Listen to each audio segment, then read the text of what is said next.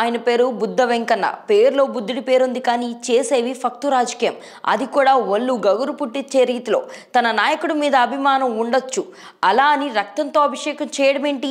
విజయవాడలో టీడీపీ నేత బుద్ధ వెంకన్న పార్టీ అధినేత చంద్రబాబు ఫ్లెక్సీకి తన రక్తంతో అభిషేకం చేసిన ఘటన చర్చనీయాంశమైంది. గోడపై చంద్రబాబు సిబిఎన్ జిందాబాద్, నా ప్రాణం మీరే అంటూ రక్తంతో బుద్ధ రాసిన రాతలు విమర్శలకు తావిస్తున్నాయి. కొన్ని వాస్తవాలు బాబుకి తెలియాలని ఈ కార్యక్రమం చేపట్టారన్నారు బుద్ధ. నా దరిద్రానికి కేసినేని నాని వచ్చాడు, నన్ను పశ్చిమ నియోజకవర్గం నుంచి తీసేయాలని, వేరే వాళ్ళని పెట్టాలని కోరాడు. చంద్రబాబు నన్ను విజయవాడ నగర అధ్యక్షుడిగా పెట్టారు, 6 ఏళ్లు చేశాను. 3 జిల్లాలకు ఇన్ఛార్జిగా చంద్రబాబు నన్ను నియమించారు. చంద్రబాబుపై దాడి జరిగితే ఎవ్వడూ మాట్లాడలేదు, నేను పోరాటం చేశాను.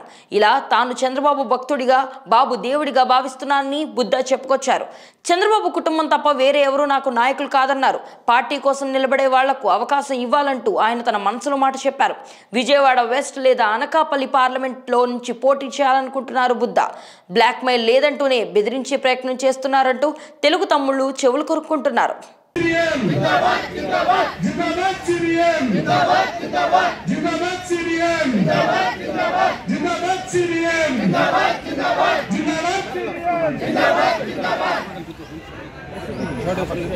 हेल्पता हेल्प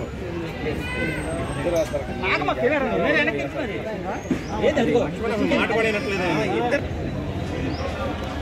जिंदाबाद सीबीएम जिंदाबाद जिंदाबाद सीबीएम जिंदाबाद जिंदाबाद सीबीएम जिंदाबाद जिंदाबाद जय सीबीएम जय सीबीएम जय सीबीएम जय सीबीएम जय सीबीएम जय सीबीएम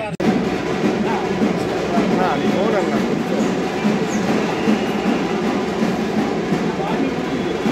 ఏ